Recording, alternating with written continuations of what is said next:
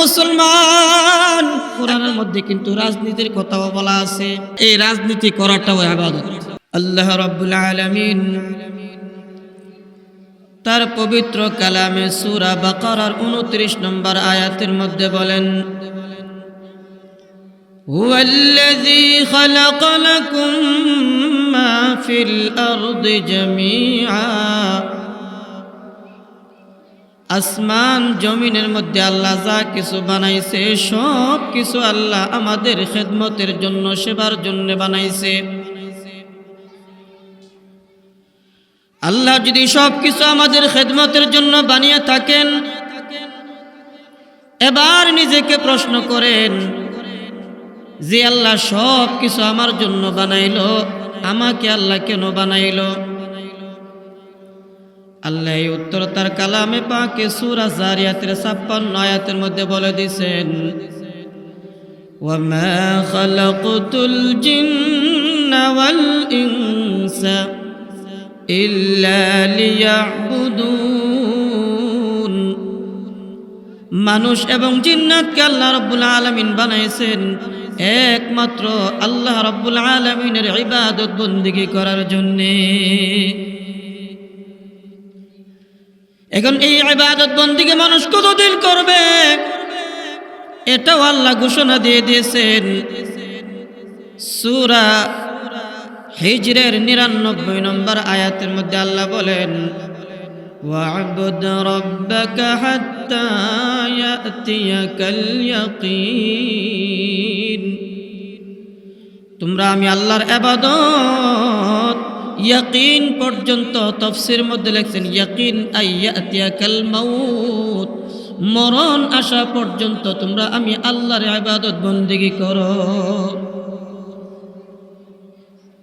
এই 3 আয়াতে আমরা আমাদের জীবনের পূর্ণ উদ্দেশ্য জানতে পারছি। সৃষ্টি হয়েছে ইবাদতের জন্য, আর এই ইবাদত করতে হবে মৃত্যু পর্যন্ত। এখন আমাদেরকে বোঝা দরকার এই ইবাদত কে করবে, কেন করবে, করলে কি লাভ, এবং ইবাদতটা কেমন হবে। আনুষঙ্গিক আরো প্রশ্ন থাকতে পারে। প্রথমে যে বিষয়টা বোঝা দরকার, এই ইবাদত কারা করে? আল্লাহ রাব্বুল আলামিনের ইবাদত বন্দেগী কোন হিন্দু, বৌদ্ধ, খ্রিস্টানরা করে নাকি মুসলমানরা করে? মুসলমানরা করে। যারা মুসলমান ঈমানদার তারাই আল্লাহর ইবাদত বন্দেগী করে। মুসলমান কারা? যারা আল্লাহর দ্বীন ইসলামকে মাইনা চলে তাদেরকে বলা হয় মুসলমান। ইসলাম মানলে যদি মুসলমান হয়, এবার বোঝা দরকার ইসলাম কাকে বলে। আমাদের ইমাম আবু হানিফা রাহমাতুল্লাহ আলাইহি, উনার একটা কৌল আপনারা বাংলাতেও পাবেন, আকিদাতুত তাহাবী নামক একটা বাংলাও আছে কিতাব, যদিও মূল কিতাব আরবি। ইসলামিয়া কুতুবখানা থেকে ছাপিত এই আকিদাতুত তাহাবীর 316 নম্বর পৃষ্ঠার মধ্যে উল্লেখ করেছেন ইমাম আবু হানিফা রাহমাতুল্লাহ আলাইহি বলেন, আল ইসলামু হুয়া তাসলিম ওয়াল ইনকিয়াদু লিআওয়ামিরিল্লাহি ওয়া বিরাসূলিহি। ইসলাম হলো আল্লাহ এবং তার রাসূলের পরিপূর্ণ অনুগত্য, অনুসরণ করা। অর্থাৎ আল্লাহ যা বলছে রাসূলের আদর্শ মতে তা পালন করবে, মাইন্না চলবে, এটার নাম হলো ইসলাম। যেমন আল্লাহ কোরআনে বলছেন আকিমুস সালাহ, 80 থেকে 82 বার নামাজের হুকুম দিয়েছে, কিন্তু কোরআনে কোথাও নাই রুকুতে যায় কি পড়বেন, সিজদাতে যায় কি পড়বেন, তাশাহুদে যায় কি পড়বেন। কোন হাফেজ বলতে পারবেন? নাই। কোরআন হলো মূল গ্রন্থ। এই কোরআনকে উম্মতে বোঝার জন্য নবী পাঠাইছে। নবী আমাদেরকে নামাজ শিখাইয়া দিছে, ওরে উম্মত রুকুতে যায় এই তাসবিহ পড়বে, সিজদাতে যাইয়া এই তাসবিহ পড়বে, তাশাহুদে বসা এই পড়বে। এইভাবে দেখাইয়া শিখাইয়া তারপর নবীজি বলেন, সাল্লু কামা রাআইতুমুনি উসাল্লি। ওরে উম্মত আমি যেইভাবে নামাজ পড়ছি শিখাইছি, আমাকে যেইভাবে নামাজ পড়তে দেখছো এইভাবে তোমরা নামাজ পড়বে। তাহলে বোঝা গেল আল্লাহর হুকুমটাকে নবীর দেখানো পদ্ধতিতে এটাকে বলা হয় সুন্নাত। আল্লাহর হুকুমটাকে নবীর সুন্নত তরিকায় সুন্নতি পদ্ধতিতে মানবে, এর নাম হলো ইসলাম। অনুরূপ নির্দেশ আল্লাহ পাক সূরা হাশরের 7 নম্বর আয়াতে বলেন, মা আতাকুমুর রাসূলু ফাখুযুহু ওয়া মা নাহাকুম আনহু ফান্তাহু। আল্লাহ বলেন, আমার রাসূল তোমাদেরকে যা বলে, যা নির্দেশ দেয় তোমরা তা মানো, পালন করো। আর আমার রাসূল তোমাদেরকে যা নিষেধ করে তা থেকে তোমরা ফিরে থাকো। তাহলে ইমাম আবু হানিফার কথা আর আল্লাহর কোরআনের কথা মিলছে কিনা বলেন? যে কথাটা বলতেছিলাম, আল্লাহর ইবাদত বন্দেগী করে মুসলমান তাকে বলে যে ইসলাম মানে, ইসলাম তাকে বলে আল্লাহ এবং তার রাসূলের দেখানো পথে মতে যে চলে। নিজের স্বাধীন মতো, নিজের যুক্তি মতো, নিজের ইচ্ছা মতো চলার নাম ইসলাম না, আর ওইভাবে কাজ করার নামও ইবাদত না। আল্লাহ যেভাবে হুকুম দিছে, রাসূল যেভাবে শিখাইছে, ওইভাবে যদি আপনার কাজটা হয় তাইলে হবে সেটা ইবাদত, নতুবা এর বিপরীত হলো বিদআত। ইবাদতের বিপরীত কি? বিদআত। যেমন উদাহরণস্বরূপ, নামাজের মধ্যে প্রতি রাকাতে সেজদা কয়টা দিই আমরা? 2টার বেশি দেই না। তাহলে 2টা সেজদা আমরা কিভাবে পাইলাম? আল্লাহর হুকুম সেজদা, আর নবী দেখাইছে কয়টা সেজদা। এখন যদি ইমাম সাহেব মসজিদের মধ্যে 1 রাকাতের মধ্যে 4 সেজদা দেয়, মুসলমান বনি কেন মানতো না? ওই হুজুর এটা তো জীবনে দেখছি না, শুনছি না। তখন হুজুর আপনার দলিল দেউন লাগবো নি? কোরআন তো নাই ওই 4 সেজদা, হাদিসেও নাই যে 1 রাকাতে 4 সেজদা দিয়ে দিমু, ঠিকছে নি? কারণ কি? ইসলামে নাই। সহজে বুঝে নিতেছি। ঠিক তদ্রুপভাবে যে কোনো আমল, যে কোনো কাজ ইবাদত হওয়ার জন্য এটা কোরআনে থাকতে হবে, নবীর দেখানো পদ্ধতিতে থাকতে হবে, তাইলে সেটা ইসলাম। আর মন স্বাধীন মতো আমার ভালো লাগছে, আমার স্বাদ লাগছে, আমার আবেগ লাগছে, এটার নাম ইবাদত না, এটার নাম কি? বিদআত। এমন মন গড়া কাজ যদি কেউ করে, এই বিদআত যদি কেউ করে, তার পরিণতি কি আল্লাহর রাসূল সাল্লাল্লাহু আলাইহি সাল্লাম জানায়া দিছে। ইবনে মাজাহ শরীফের 49 এবং 50 নম্বর হাদিস। যেমন একটা আল্লাহ নবী বলেন, আবাল্লাহু আন ইয়াকবালা আমালা সাহিবি বিদআতিন হাত্তা ইয়াদা বিদআতাহু। কেউ যদি কোনো বিদআত আমল করে, যতক্ষণ পর্যন্ত এ থেকে সে ফিরে না আসবে, তার জিন্দেগীর ফরজ, নফল, ওয়াজিব কোনো আমল আল্লাহর কাছে কবুল হবে না, জান্নাত থেকে তেজপাতা দিয়ে যাবেন। এই জন্য খুব সাবধান। আল্লাহর দরবারে বাঁচার জন্য আর ইবাদতটাকে ইবাদত হিসেবে আল্লাহর কাছে কবুল হওয়ার জন্য প্রধান শর্ত হলো শিরিক থেকে বাঁচতে হবে, এরপরে বিদআত থেকে আমলকে বাঁচাইতে হবে। তখন আপনার এই ঈমান আমল জান্নাতের জরিয়া হবে। নতুবা সারা জিন্দেগি ইমানদার দাবি কইরাও, সারা জিন্দেগি আমল কইরাও, সারা জিন্দেগি ইবাদত কইরাও জাহান্নামের লাকড়ি হবেন। কারণ শিরিকের দ্বারা জান্নাত হারাম হয়ে যায়, সূরা মায়েদার 72 আয়াতে আল্লাহর ঘোষণা। অন্যদিকে বিদআতের কারণে আপনার জিন্দেগির আমল নষ্ট হয়ে যায়, ইবনে মাজাহ শরীফের 49 নম্বর হাদিস। যাক, সেদিকে যাব না, মূল কথায় ফিরে আসি। তাহলে এই ইবাদতের জন্য আল্লাহ পাক আপনাকে আমাকে বানাইছে। আর এই ইবাদত কে করে? মুমিন মুসলমানেরা। মুসলমান কাকে বলে? যে ইসলাম মাইন্না চলে। অনুরূপ প্রশ্ন হযরতে জিবরাইল আলাইহিস সালাম একই রকম প্রশ্ন আল্লাহ রাসূলের সামনে মানুষের আকৃতি ধারণ করে বলেছিলেন। 5টা প্রশ্ন করেছিল। বুখারী এবং মুসলিম শরীফের মধ্যে আছে। এই হাদিসটা মিশকাতুল মাসাবিহের 11 থেকে 12 নম্বর পৃষ্ঠা, অনেক লম্বা হাদিস। এই হাদিসটা এবার বাংলা যদি আপনারা খুঁজে পাইতে চান, ফয়জুল কালাম নামে প্রায় 1000 হাদিস এই হাদিসটা বাংলাতেও পাওয়া যাবে। প্রথম হাদিসটা এই হাদিসে জিবরাইল, এটার নামকরণ করা হয়েছে হাদিসে জিবরাইল। হযরত জিবরাইল আলাইহিস সালাম মানুষের আকৃতি ধারণ করে আল্লাহ রাসূলকে 5টা প্রশ্ন করেছিলেন। এর মধ্যে একটা প্রশ্ন, আখবিরনি আনিল ইসলাম, হে রাসূল আমাকে বলে দিন ইসলাম কাকে বলে। ইসলাম বুঝলেন আপনি মুসলমান, ঠিক না বেটি? ইসলাম কি জিনিস? জিবরাইল আলাইহিস সালাম মানুষের আকৃতি ধারণ করে নবীর প্রশ্ন করছে।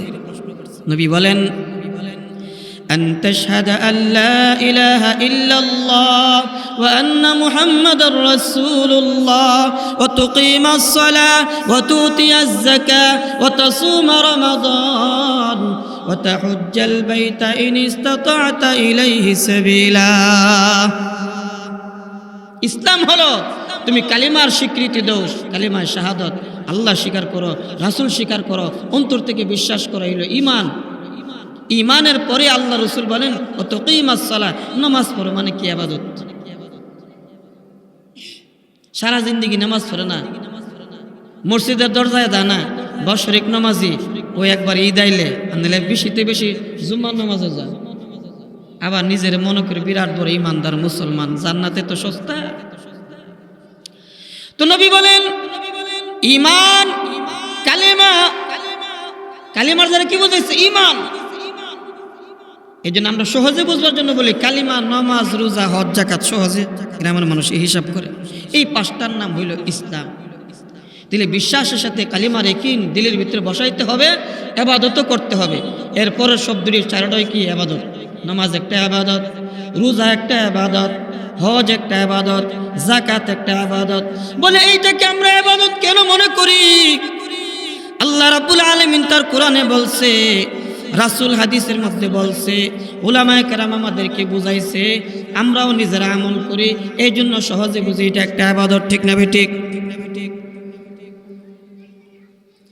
এখন আমি কোরআনে পাইলাম, উলামায়ে কেরামের কাছ থেকে শুনলাম, নিজেও আমল করলাম।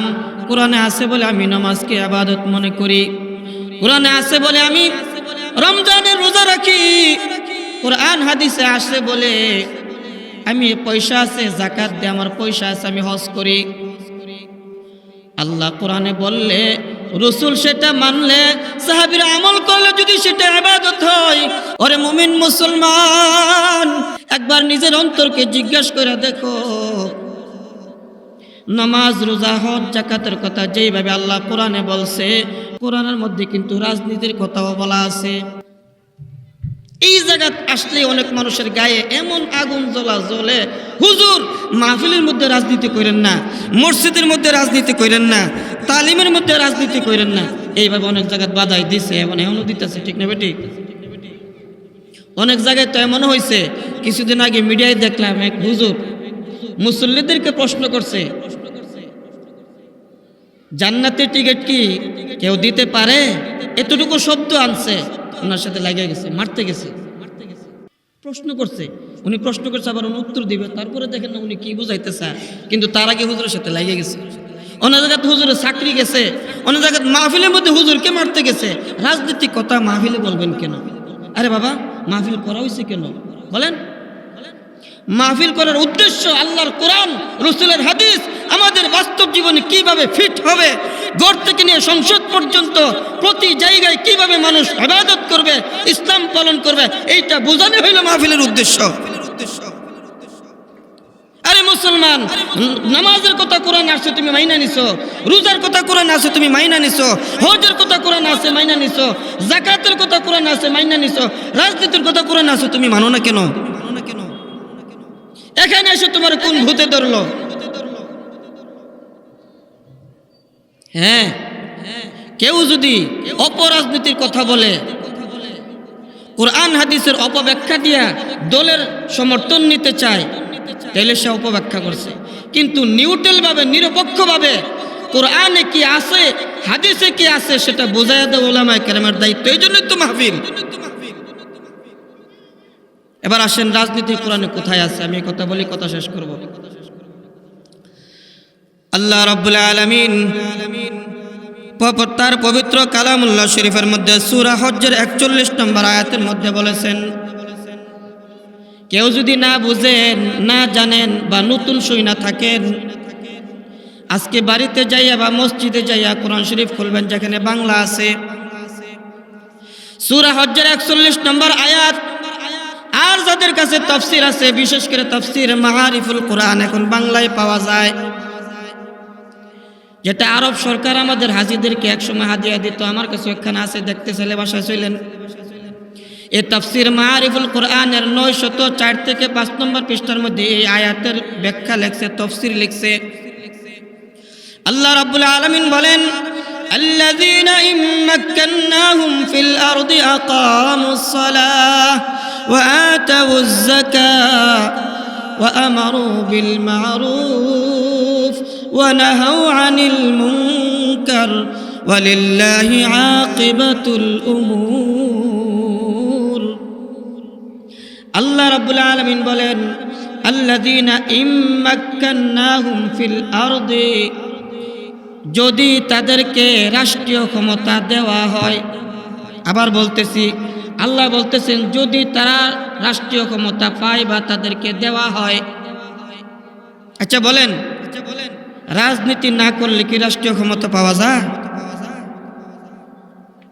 আমরা সাধারণত সবাই সহজে বুঝি, যারা রাজনীতি কইরা ক্ষমতায় গেছে অথবা যাইতেছে, সরকারি দল বা বেসরকারি দল, বিরোধী দল, তাদেরকে মনে করি তারা রাজনীতিবিদ, ঠিক না? আচ্ছা, রাষ্ট্রীয় ক্ষমতায় যাইলে অথবা যাওয়ার জন্য যারা ফাইট করতেছে জনগণ নিয়ে, তাদেরকে যদি আমরা রাজনীতিবিদ মনে করি, রাষ্ট্র শাসন করলে যদি আমরা তাদেরকে রাজনীতিবিদ মনে করি আর এটাকে রাজনীতি বুঝি, রাসূল কি করে নাই? রাসূলুল্লাহ সাল্লাল্লাহু আলাইহি সাল্লাম মদিনা শাসন করছে, তারপরে মক্কা বিজয়ের পরে মক্কাতে শাসন করছে। রাসূলের পরে রাসূলের সাহাবীরা আবু বকর, ওমর, ওসমান, আলী তারা রাষ্ট্র শাসন করছে। যেমন হযরত ওমর রাদিয়াল্লাহু তাআলা অর্ধ জাহানের বাদশা ছিলেন, ঠিক না বেঠিক? রাষ্ট্রীয় ক্ষমতা পাইলে, রাজ্য চালাইলে, এটা যদি রাজনীতি হয়, নবী সাহাবীরা রাজনীতি করছে, রাষ্ট্র শাসন করছে, ঠিক না বেঠিক বলেন? তখন কি আমাদের মতো অবস্থা ছিল? ওনারাও তো রাষ্ট্র শাসন করছে, আর আমরা দেশের রাষ্ট্রপ্রধানরাও রাষ্ট্র শাসন করে, রাষ্ট্র শাসন কইরা বিদেশে গিয়ে বাড়ি বানায়। দেশের সম্পদ শেষ, মানুষ খাইতে পায় না, আর ওরা গিয়ে বেগম ফারা বাড়ি বানায়। এই হলো বর্তমান গণতন্ত্রের রাজনীতি। আর ইসলাম কি বলে? না, গণতন্ত্র না। গণতন্ত্রের একটা মূল মন্ত্র আছে, জনগণ সকল ক্ষমতার উৎস। নাউজুবিল্লাহ বলি? নাউজুবিল্লাহ যদি না বলেন ঈমান যাবার আশঙ্কা।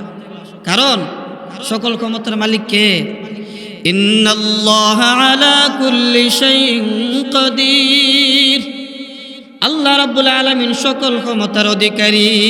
এখন যদি আমি মনে করি জনগণ সকল ক্ষমতার উৎস, এটা বিশ্বাস করে আমার ঈমান চলে যাবে। গণতন্ত্র ব্যবস্থাটার মধ্যে তো গণতন্ত্র ব্যবস্থাটার মধ্যে কি ভেজাল?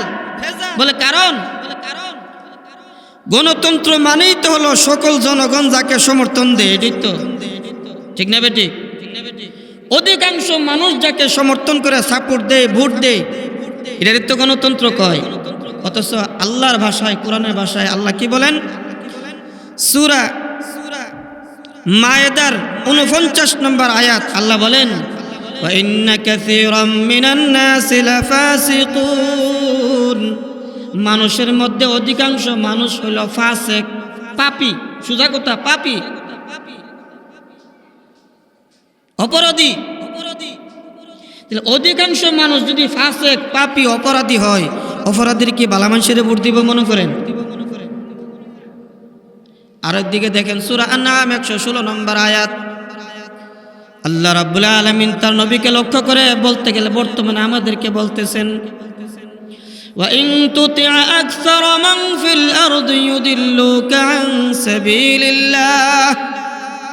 আপনি যদি অধিকাংশ মানুষের সমর্থনকে ফলো করেন, অনুসরণ করেন, আপনাকে আল্লাহর রাস্তা থেকে বিচ্যুত করবে, পথভ্রষ্ট বানাই দিবে, গুমরা বানাই দিবে। নাউজুবিল্লাহ। এটি হলো গণতন্ত্রের ফসল। কিন্তু ইসলাম কি বলে? না, আল্লাহর কাছে দোয়া করি, আমরা মনের থেকে আশা করি, আকাঙ্ক্ষা করি, আল্লাহ যেন আমাদের রাষ্ট্রে খেলাফত ব্যবস্থা কায়েম করে দেয়। কোনো এক সময় আসবে, আমরা থাকি বা না থাকি, আশা আল্লাহ কবুল করুন। যা হোক, সেদিকে যাচ্ছি না। মূল কথা হলো, আমি যেই বিষয়টা বোঝাইতে চাইতেছি, নামাজ, রোজা, হজ, যাকাত এইগুলি যেমন ইসলামের একটা ইবাদত, মুসলমানদের জন্য ইবাদত, ঠিক তদ্রুপভাবে ইসলামের পক্ষে খেলাফত প্রতিষ্ঠার জন্য, ইসলামী আইন রাষ্ট্রে বাস্তবায়নের জন্য যদি কেউ রাজনীতি করে, এই রাজনীতি করাটাও ইবাদত। ইসলামের জন্য, খেলাফত প্রতিষ্ঠার জন্য, শরিয়া আইন জমিনে বাস্তবায়নের জন্য যদি কেউ রাজনীতি করে, তার এই রাজনীতি করাটাও ইবাদত, কারণ আল্লাহর হুকুম।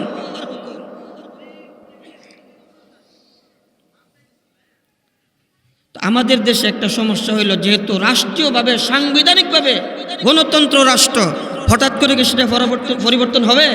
সম্ভব না। এই জন্য খেলাফত ব্যবস্থা প্রতিষ্ঠার প্রস্তুতিমূলক উলামায়ে কেরাম বর্তমানে অপারগ হয়ে গণতন্ত্র ব্যবস্থায় নির্বাচনে যাইতেছে বা যাচ্ছে।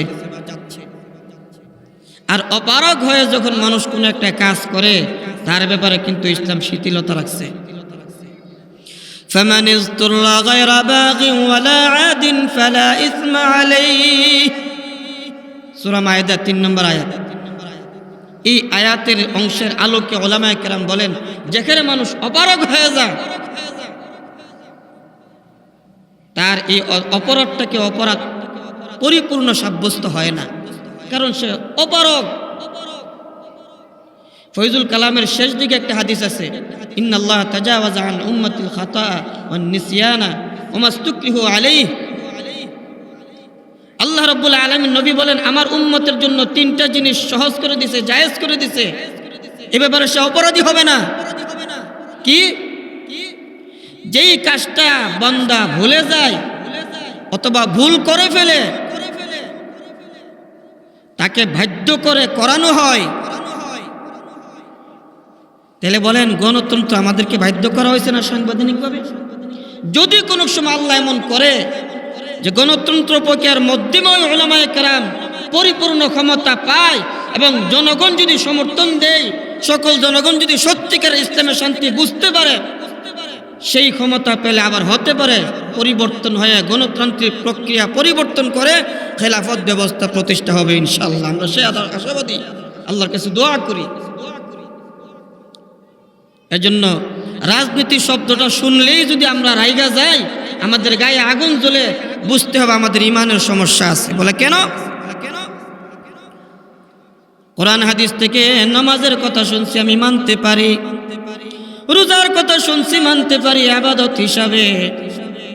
হজ যাকাতের কথা কোরআনে আছে, হাদিসে আছে, রাসূল বলছে আমরাও করি, ইবাদত মানতে পারি। যদি ঠিক অনুরূপভাবে ইসলামের জন্য, ইসলামী আইন প্রতিষ্ঠার জন্য রাজনীতি করার কথাও তো আল্লাহ কোরআনে বলছে সূরা হজ্জের 41 আয়াতে, ওরে মুসলমান, আপনার আমার প্রত্যেকটা ইমানদারের দায়িত্ব হওয়া উচিত যার যার জায়গা থেকে সাধ্যমতো চেষ্টা করা আল্লাহর জমিনে যেন আল্লাহর আইন বাস্তবায়ন হয়ে যায়। আল্লাহর জমিনে আল্লাহর আইন, খিলাফত ব্যবস্থা বাস্তবায়নের জন্য এই লক্ষ্যে যদি অপারগতাবশত গণতান্ত্রিক প্রক্রিয়ার যায়ও রাজনীতি করে, উদ্দেশ্য কি? ইন্নামাল আমালু বিন্নিয়াত, তার এই রাজনীতি করাটাও ইবাদত। এখন আসেন প্রথম কথায় ফিরে যাই, এই ইবাদত কতদিন করবেন? 2-4 দিন, 2-4 বছর? বলে না। যেইভাবে নামাজ পড়তে হবে মরণ পর্যন্ত, রোজা রাখতে হবে মরণ পর্যন্ত, এইভাবে ইসলামের পক্ষে রাজনীতিও মরণ পর্যন্ত করতে হবে। ওয়া'বুদ রাব্বাকা হাত্তা ইয়াতিয়াকাল ইয়াকিন। আল্লাহ বলেন, বান্দারা তোমরা মরণ পর্যন্ত আমি আল্লাহর ইবাদত করো, তার মানে মরণ পর্যন্ত রাজনীতিও করো। এবার আসেন ইবাদতের সমষ্টি দুই একটা কথা বলে শেষ করে দিতেছি। ইবাদত সামষ্টিকভাবে, সামগ্রিকভাবে সহজে বোঝার জন্য আমি মানুষের সামনে 3টা ভাগ করি। এর মধ্যে প্রথমটা হলো শর্ত, ঈমান থাকতে হবে। কি থাকতে হবে? ঈমান সঠিক থাকতে হবে। এরপরে 2 নম্বর হলো আল্লাহ যা হুকুম করছে, অর্থাৎ নেক আমল করতে হবে। 3 নম্বর হলো আল্লাহ এবং তার রাসূল আমাদেরকে যা নিষেধ করছে এগুলি থেকে ফিরতে হবে, অর্থাৎ গুনার কাজ ছাড়তে হবে। এই 3টার সমষ্টি হইল ইবাদত। কোরআন শরীফের হাজার হাজার হাদিস, হাজার হাজার আয়াত, হাদিসে আছে লক্ষ লক্ষ হাদিস। সারা জিন্দেগি যদি আপনি গবেষণা করেন, কোনো একটা আয়াত, কোনো একটা হাদিস দেখবেন হয়তো ইমানের কথা বলছে, অথবা নেক আমলের কথা বলছে, অথবা গুনাহ ছাড়ার কথা বলছে। কোনো ঘটনার দিকে তাকাইবেন, ঘটনার উদ্দেশ্য থাকবে ইমান মজবুত করা, অথবা আমলে উৎসাহ দেওয়া, অথবা গুনাহ থেকে ফিরিয়ে দেওয়া। তিনটার কোনো না কোনো একটা উদ্দেশ্য। এখন আপনি মূল কথায় ফিরে যান। আল্লাহ যে বলছে সূরা হিজরের ৯৯ আয়াতে, আমাদেরকে যে ইবাদতের জন্য সৃষ্টি করেছে সেই ইবাদত মরণ পর্যন্ত করতে হবে। সহজে অর্থ দাঁড়ায় মরণ পর্যন্ত যেহেতু ইবাদত করতে হবে, আর এই ইবাদত তিনটা বিষয়ের সমষ্টি। এক নম্বরটা হলো ঈমান, অর্থাৎ মরণ পর্যন্ত ঈমান সঠিক রাখতে হবে। দুই নম্বরটা হইল নেক আমল, নেক আমল মরণ পর্যন্ত করতে হবে। যেমন ইবাদত, নামাজ রোজা ইবাদত, ইসলামের পক্ষে রাজনীতি করাটাও ইবাদত। সেই রাজনীতিও আপনার সাধ্যমতো মরণ পর্যন্ত ইসলামের পক্ষে করতে হবে, সেটাও ইবাদত। অন্যদিকে গুনাহ থেকে বাঁচতে হবে। আজরাইলের হাতে ধরা পড়ার আগ মুহূর্ত পর্যন্ত গুনাহ থেকে বাঁচা থাকতে হবে। বিশেষ করে শিরিক বেদাত, বিশেষ করে কি শিরিক বেদাত। আপনি মৃত্যুর একটু আগেও যদি একটা শিরিক করছেন আর তওবা না করে মরছেন, জাহান্নামী। মৃত্যুর একটু আগেও যদি আপনি একটা বেদাতকে বেদাত মনে করে আপনি করছেন, তওবা করেন নাই, আপনার জিন্দেগির আমল বরবাদ। তাইলে ঈমান ঠিক রাখতে হবে, নেক আমল করতে হবে, গুনাহ থেকেও বাঁচতে হবে। একটা বিশেষ গুনার কথা বলে শেষ করে দেই। বলেন গান বাজনা হালাল না হারাম? কি ডর করে কইতে ধরে নিব গা, জেলে নিব গা? বলেন জোরে, গান বাজনা হালাল না হারাম? ওরে মুসলমান, আল্লাহ কোরআনে নিষেধ করছে, নবী হাদিসে এটাকে হারাম বলছে। সময় নাই, অতি সংক্ষেপে বলতেছি। সূরা লুকমানের ৬ নম্বর আয়াত। এই আয়াতের ব্যাখ্যায় তাফসীর মাআরিফুল কোরআনের 1052 থেকে 54 পৃষ্ঠায় অনেক লম্বা বিবরণ। সংক্ষিপ্ত কথা হলো, বাদ্যযন্ত্র দিয়া যেই কোনো ধরনের শব্দে কোনো গান বাজনা করছে হারাম। এটা কি বলেন? হারাম। এই আয়াত ও তাফসীরের আলোকে তিরমিজি শরীফের ২য় খণ্ডের 154 পৃষ্ঠায় নবীর হাদিস, হাদিসের মূল অংশটা বলছি, সমত নাই। ওফি মিসলি হাযা উনজিলাত হাযিহিল আয়া, নবী বলেন এই আয়াতটা নাযিল হয়েছে গানকে হারাম সাব্যস্ত করার জন্য। নবী বলতেছেন এই আয়াতটা নাযিল হয়েছে গান হারাম করার জন্য। তুমি কোত্থেকে মারফত আর শরীয়ত, তরিকত, হকিকতপন্থী বন্ড বাটপার, তুমি কো গান হালাল? ঠিক না বেঠিক বলেন? এবার আসেন, ইসলাম সাব্যস্ত কোনো হারামকে যদি কেউ হালাল মনে করে, যেমন গান বাজনা ইসলামে হারাম, এই গান বাজনাকে যদি কেউ যে কোনো নাম দিয়া, তরিকত বলেন, ফাক্কাঞ্জতন বলেন, মারফত বলেন, এটা তো আসলে মারফত না, মোরার ফত, বাটফার। এখন যদি কোনো বাহানায় এই গানকে হালাল মনে করে, শরীয়তের বিধান কি? তিরমিজি শরীফের ২য় খণ্ডের ৮ নম্বর পৃষ্ঠা একটা হাদিস, কুল্লু মুস্কিরিন হারাম। এই হাদিসের ব্যাখ্যায় অনুবাদ গ্রন্থ দরসে তিরমিজি ৫ নম্বর খণ্ডের ১৮১ পৃষ্ঠায় স্পষ্ট লেখছে, শরীয়ত নির্ধারিত কোনো হারামকে যদি কেউ হালাল মনে করে, সে আর মুসলমান থাকবে না, কাফের হয়ে যাবে। নাউজুবিল্লাহ বলেন। এর জন্য মুসলমান বাবারা ভাইয়ারা, করজোর অনুরোধ করে বলি, এই গান বাজনাগুলি আপনারা বিবাহ শাদীতে, পার্টিতে কোনো বাহানা এগুলি করবেন না। একদিকে তো হারাম, অন্যদিকে মুসলমানের আরাম নষ্ট করেন, ঘুম নষ্ট করেন, মুসলমানের কষ্ট হয়, রোগীদের কষ্ট হয়। আবার দেখবেন এক শ্রেণীর লোক আছে, হুজুর মাইজরাত পর্যন্ত ওয়াজ করে, নিতে ভাল লাগে। ও ওয়াজ ভাল লাগে না, গান ভাল লাগে না? ভিতরে যে মহিলা জমছে গুনার নাফরমানির, গানটা মজা লাগে, ওয়াজ মজা লাগে না। নাফরমান মুসলমান। আল্লাহ পাক তাদেরকে হেদায়েত দান করে বলে আমিন। আজান হয়ে যাচ্ছে, আল্লাহ আমাদেরকে কথাগুলোর উপর আমল করা তৌফিক দান করুন। আসসালামু আলাইকুম ওয়া রাহমাতুল্লাহি ওয়া বারাকাতুহু।